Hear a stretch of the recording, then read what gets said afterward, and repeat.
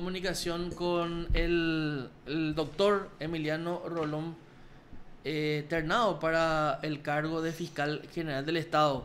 Buen día, doctor, ¿cómo estás? Muy buen día a ti y a tu audiencia.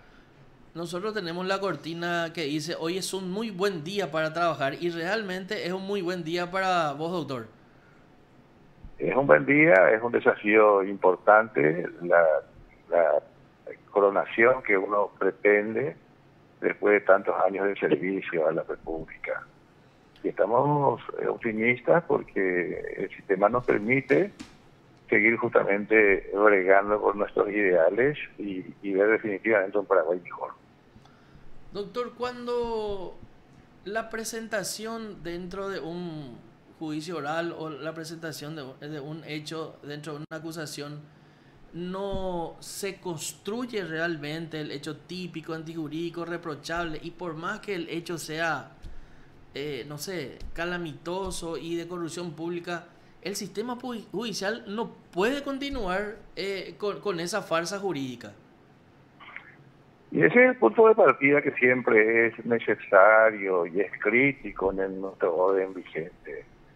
El qué pasó, quién lo hizo, cómo, cuándo, dónde y por qué es una tarea que le corresponde al Ministerio Público. Ujú. Sus afanes deben centrarse para que ese presupuesto fáctico tenga medios probatorios y finalmente arrimen al juez la certeza que requiere una sentencia condenatoria. Solemos escuchar en la comunicación entre particulares que la sociedad requiere de que se esclarezca el hecho. Yo voy un poco más, el sistema va un poco más. No solo pretende que se esclarezca que puede obedecer a una intuición, a una especulación de los organismos de investigación.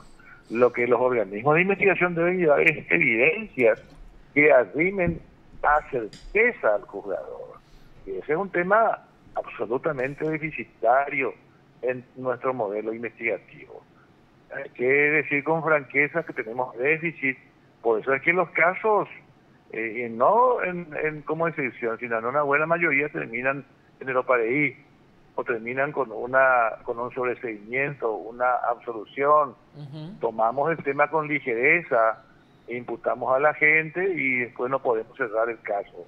O peor a veces, como tenemos ya el caso abierto, o buscamos una salida negociada sin evidencia alguna. Y son aspectos muy importantes que tocaste en tu pregunta que hay que hacer referencia.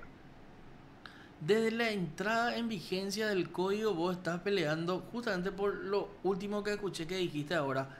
Muchas veces incluso se le lleva a personas ante el juez penal de garantías a realizar una suerte de salida alternativa sin tener la más mínima prueba de que él cometió el hecho y el otro para salir del proceso acepta, ¿verdad? Es grave eso. Categóricamente sí, y nos pinta a las claras de nuestra deficiencia en investigación criminal. Hoy el juez solamente ejerce un fragmento del poder que se llama ejercicio del poder jurisdiccional, dice el derecho. Otro fragmento importante lo ejerce el Ministerio Público. Él debe formar el caso, arrimar las evidencias y más allá de la declaración que pueda brindar el imputado, debe ser capaz de justificar el hecho y justificar la responsabilidad penal. La justificación de solamente el hecho no hace la responsabilidad penal. Necesitamos evidencias claras y contundentes porque el imputado debe tener la demostración de su culpabilidad independientemente de su testimonio. El fiscal, y principalmente el fiscal, doctor, y vos desde la cabeza, con la unidad de criterio que escuché ya que vas a implementar, ¿no puedes también estar imputando para la tribuna o para la opinión pública o para las redes sociales? ¿Y por qué digo esto? Y voy a usar un ejemplo que ocurrió no hace mucho y que la gente decía, hay que imputarle al cuñado de Mario Aldo Benítez por tráfico de influencias. Y nosotros habíamos hablado con uno de los fiscales que llevaba ese caso, el caso de la pasarela oro, y él nos decía, esperen un rato, el problema acá es cómo construyo el tipo penal, porque el tipo penal de tráfico de influencias, para que el imputado como autor revista la calidad de autoría, Sí. debe de ser funcionario público. Entonces yo no puedo hacer esta suerte de puesta a punto farsa y después me quedo por el camino. Y así debe ser, doctor. Cuando no se puede, no se puede. En otros tiempos estamos, y básicamente hoy el derecho no es visto como en el constitucionalismo histórico desde la perspectiva autoridad. Debe ser visto desde el común de la gente. Y esto requiere de evidencias claras, que el tipo legal sea compatible, el pronóstico jurídico debe ser afín, etcétera, los cuales nos hablan de la complejidad de la tarea y la necesidad de una investigación seria. Nosotros tenemos hoy casi una premura que tiene el fiscal de presentar imputación prácticamente al día siguiente de los hechos. Uh-huh. Y eso conduce irremediablemente al fracaso. El fiscal debe imputar cuando tenga una información fáctica, probatoria y jurídica, por lo menos en grado de sospecha. Si no tiene elementos, naturalmente, el sistema no le permite movimentarse en forma correcta. Uh-huh. Y son precisamente los aspectos esenciales que hablan a las dificultades técnicas que tienen se tiene en la fiscalía a través del escenario del crimen. Tengo anotado acá, doctor, en una entrevista que habíamos hecho contigo hace ya creo que un año más o menos, y tengo anotado así como, no sé, dentro de mi agenda como la Biblia más o menos, y decía en ese momento, esperen muchachos, atiendan algo.